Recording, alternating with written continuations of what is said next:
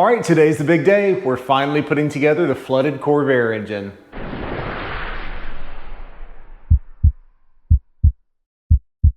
Hey everybody, it's Sean from Auto Anatomy. Thank you so much for joining us. Today we're going to be assembling our Corvair engine. Where we left off last time is we got the engine broken down, we got the transmission off, got the block cleaned up really well, and today we're going to start the assembly process. I've been waiting for a few days for some parts to come in, so I've spent a lot of time getting everything cleaned up and prepped to make today a lot easier. So the first thing we need to do is measure the jugs, show how little taper is in there top to bottom, hone them, take the ridge off, put new piston rings on, and then put new rod bearings and put it into the engine.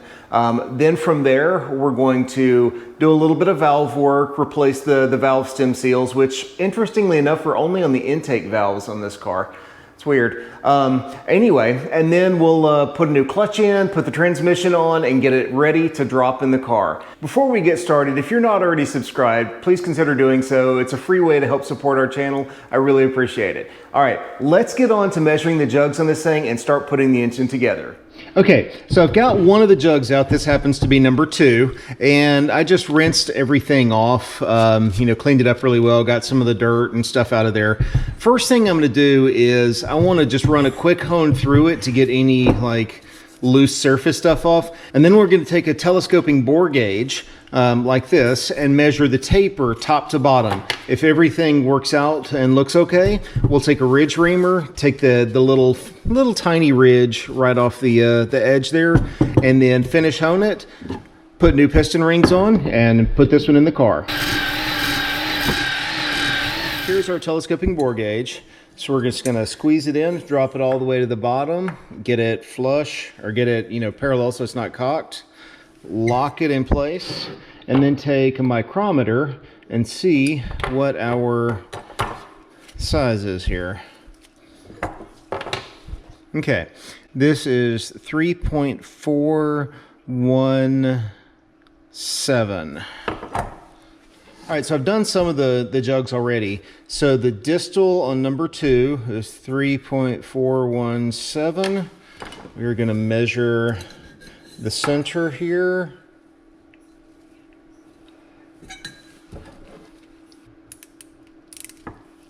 Okay, 3.413.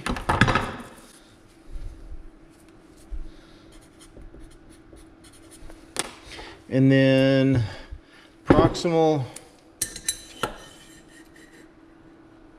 it's 3.414. Now comparing that to the cylinder bore, taper max is 0.005 and our max is 0.003. And if you look across all of them, that's 0.001. That one's completely straight. 0.001, 0.003. So far, we're pretty good. So now I can go ahead, take the little ridge off the top here, finish honing this thing out. I'll check it one more time, and then we can start putting rings on it. Okay, so now that the bore, at least on number 2 here, is pretty straight, we're going to take a ridge reamer.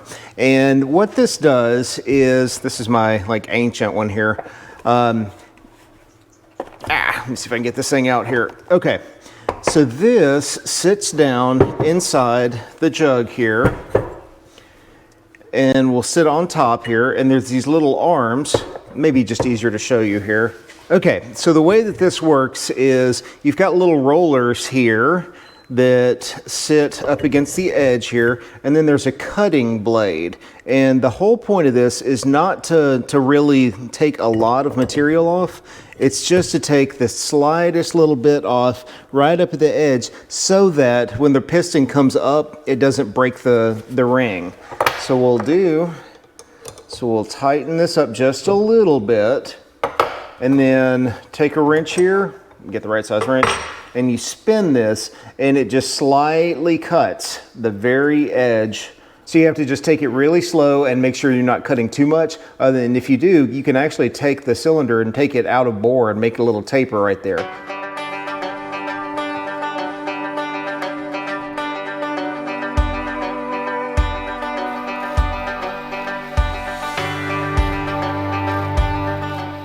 Got got the cylinder honed. It looks pretty good. Now let's pop these old rings off here. Wow, just barely expanded that one out and it broke. All right, well, I guess it was ready to come out anyway.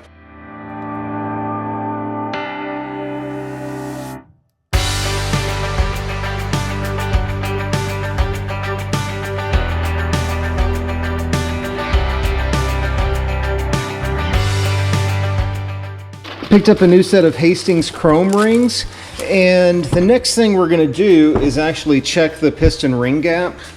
So what we'll do is we'll drop a brand new ring down into the bore here, and then I like to take a piston to just push it down so that it gets square, and then we're going to take a feeler gauge and measure that ring gap right there. And per the manual, what do we have here? Our piston ring gap should be 0.13 to 0.0 or 0.013 to 0.025. So let's see what we have here. So this is a 15. Let's just kind of start there. So that fits. It's got a little bit more room. Let's go up to a 20. That's pretty tight. All right, so I'm gonna say that our ring gap is 20 thousandths, which is perfectly within spec. So that means we can go ahead and install these rings. We don't have to file them or do anything to get our ring gap right.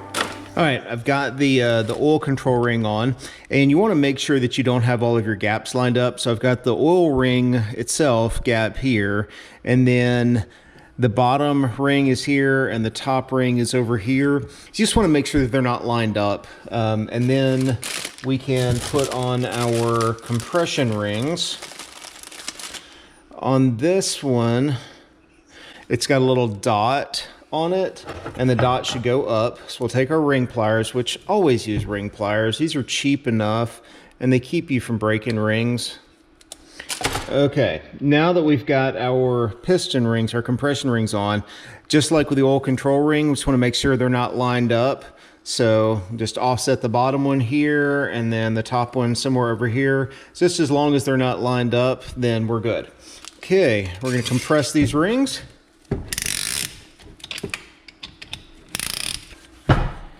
And drop the piston in.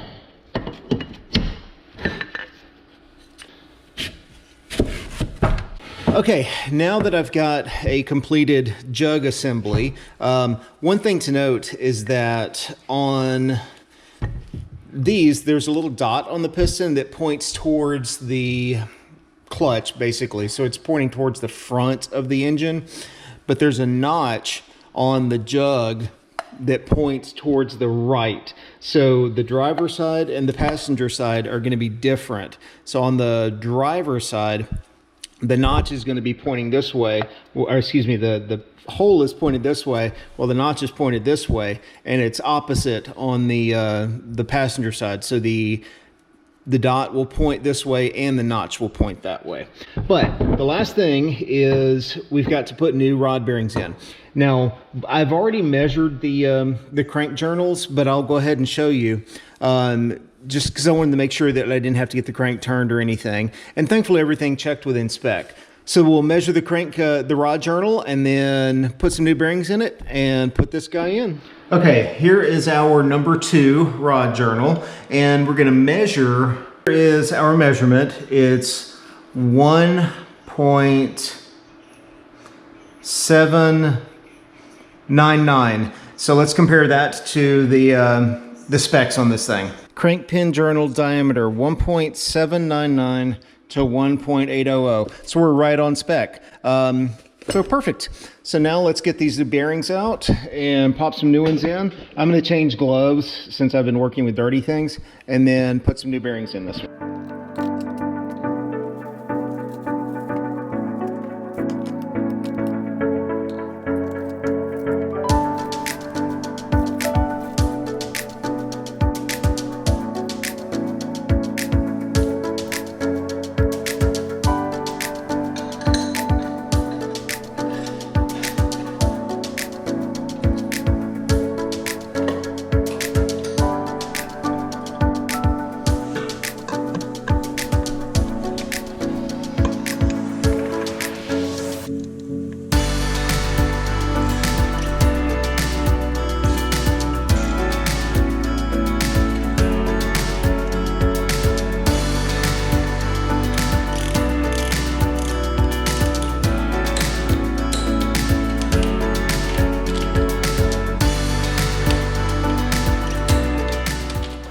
All right, so that's one more down. You can see I had already done some on the passenger side.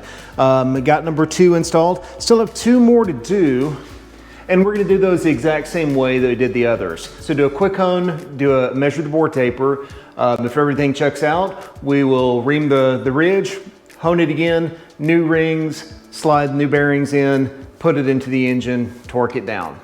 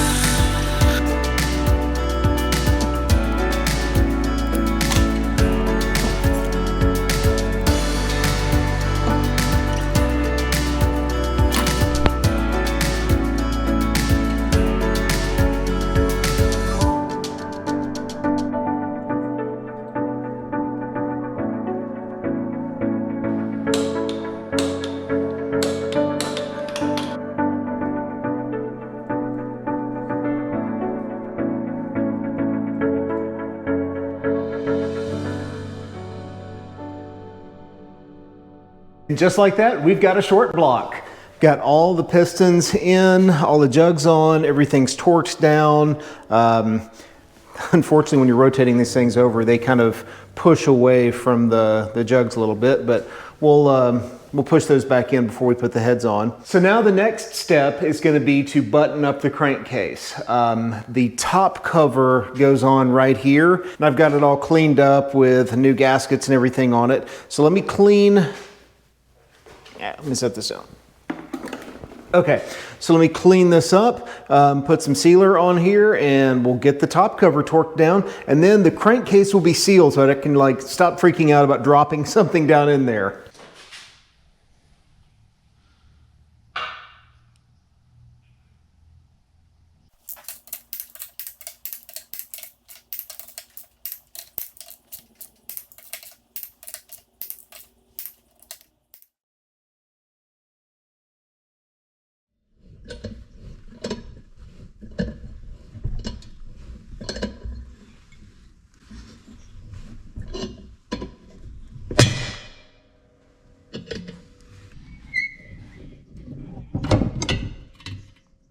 Actually, that's really tight, so I think this valve guide's good. There is absolutely no movement. Ugh, bunch of gunk on the valve, though. So this is weird. It's like there's a ring for the valve stem seal, but there's not actually a seal. Is that normal? Let me pull off another one. So this is an exhaust, so it shouldn't have one. When I get to the other intake, I want to see what's there.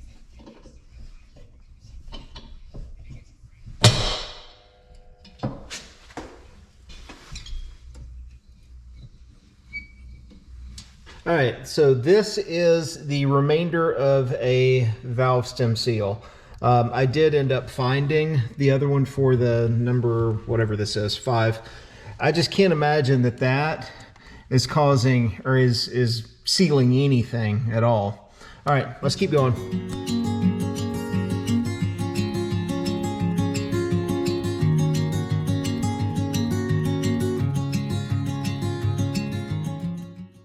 All the valves are out, and when putting the valve in and kind of rocking it back and forth, none of the valve guides had any wear to them at all. So that's good. I did actually find one valve stem seal that was still intact, kind of. So that's the only one that I found.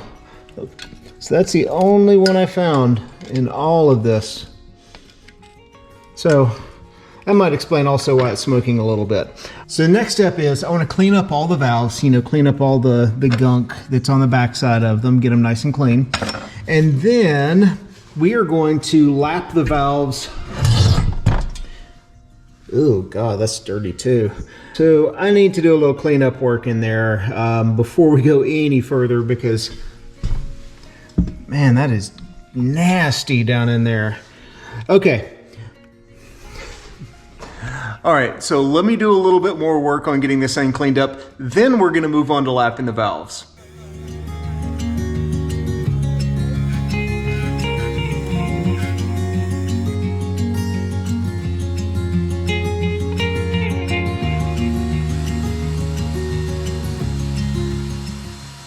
Hey, you can actually see now on here it says GM T1. I wonder what that is. Valves are cleaning up. Got a lot to do here. Got the valves pretty clean, and I'm gonna lap these in using some valve grinding compound. Now you've probably seen this done with, one of these where you put the valve in, and then see if I can position this. You plop this down and you spin it back and forth until you get a good seat.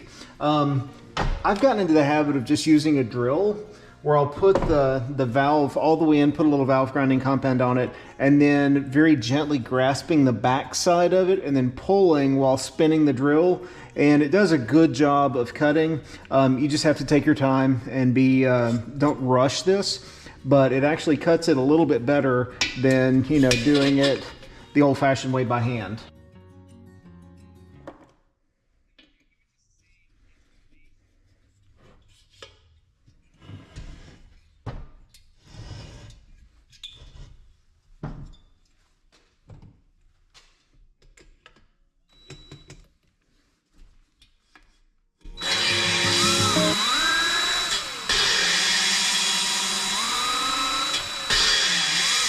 Okay, now as you're spinning, you'll hear it start to grind and then it'll get smooth again. And then that's when you just push forward, get a little bit more grinding compound on it. Smooth.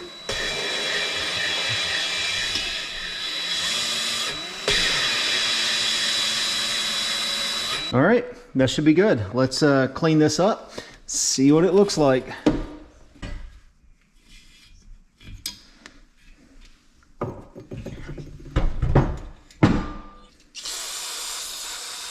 So looking down through here, it looks like the seat's good shape. I don't see any like burrs or anything on there. So we'll just do this for all of the valves and then start the assembly process. All right, got a completed head here and got new head gaskets. And these go with the flat side against the head. And they just drop in. Okay.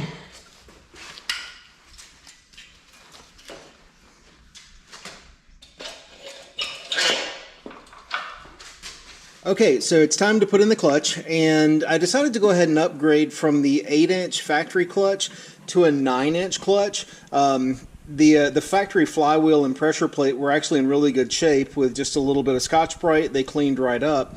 And you can upgrade to a larger clutch disc without having to change anything.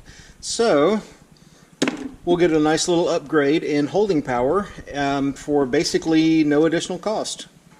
Well, might as well use the input shaft.